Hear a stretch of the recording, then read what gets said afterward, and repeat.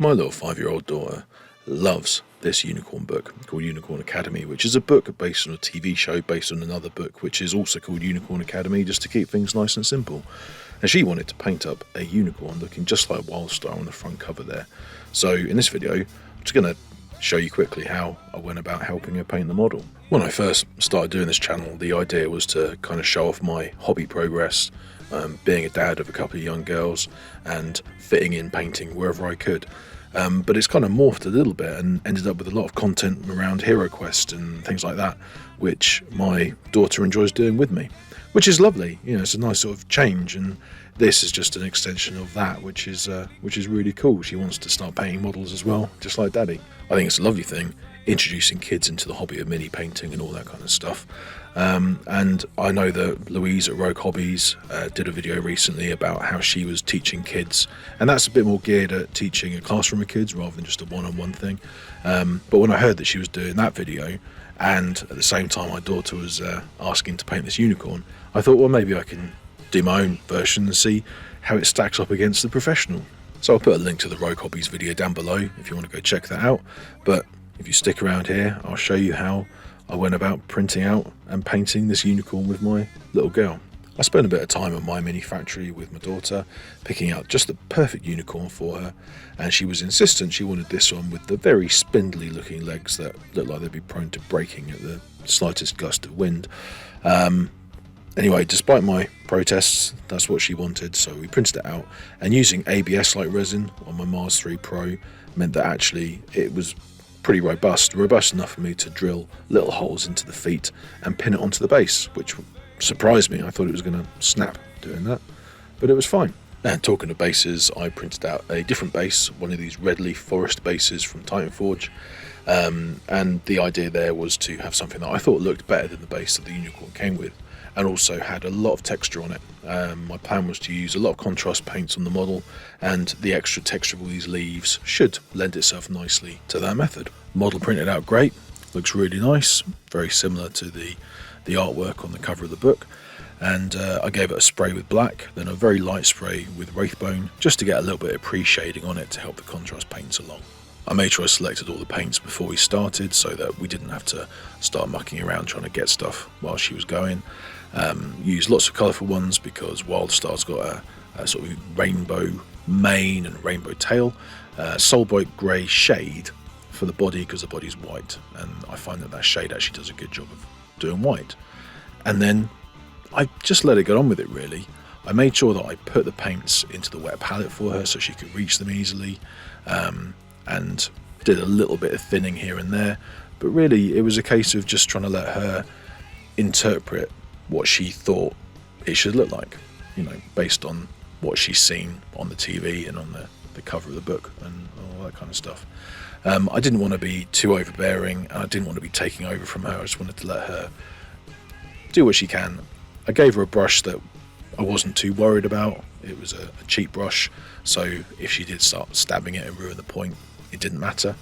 One thing that was quite interesting is she actually ended up almost getting a wet blend in some places by accident, because she was applying a bit of wet paint where there was already wet paint on the model, which created some quite nice interesting effects.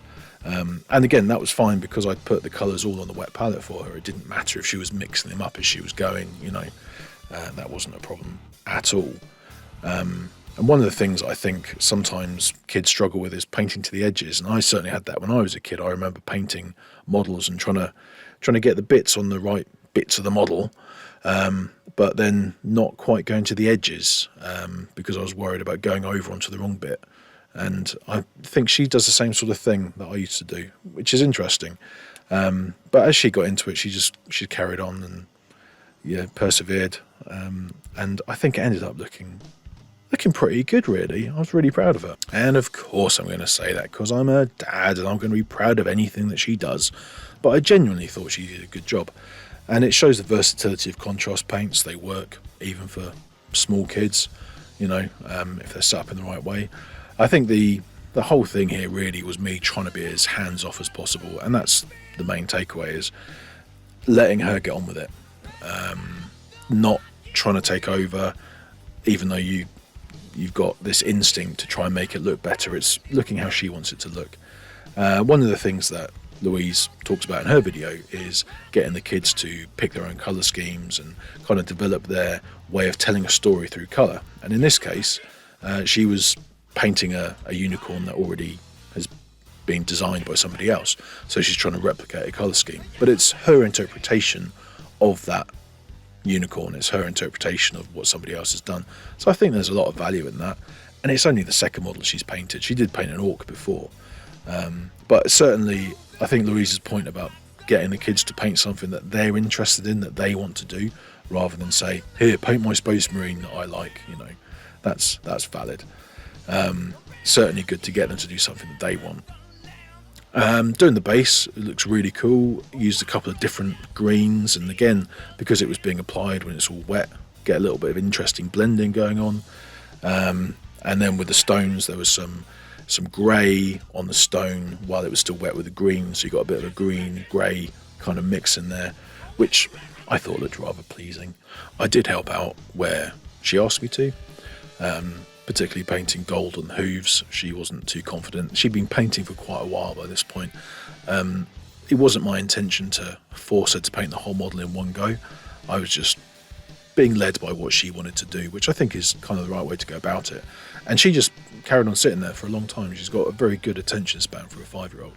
So she carried on painting, did pretty much the whole thing. She needed a little bit of help painting those small bits because she was getting tired and it was a bit fiddly. So I did the gold on the hooves for her and a couple of bits on the inside of the mane. Just things that she wanted, because she'd almost had enough by that point. She did point out something quite interesting, which I hadn't quite picked up on, which is I thought that Wildstar, the unicorn, just had a white body, or is it grey that horsey people call them when they're basically white? Anyway, I'm not sure. Not a horsey person myself, but I thought it was basically a white horse body. But she said there was a very slight pinky purpley tinge to it, which I thought I didn't believe her at first, and then I googled it and I went, oh, you're quite right.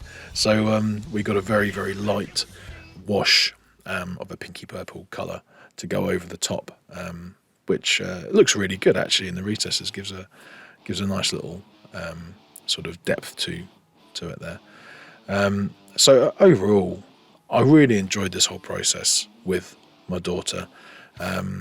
Unfortunately, since then, she really loved the model, and her and her sister have been playing with it for ages, and they dropped it and broke it. Those spindly legs didn't last, being dropped on the pavement outside, which is a shame. So I'll have to print out another one.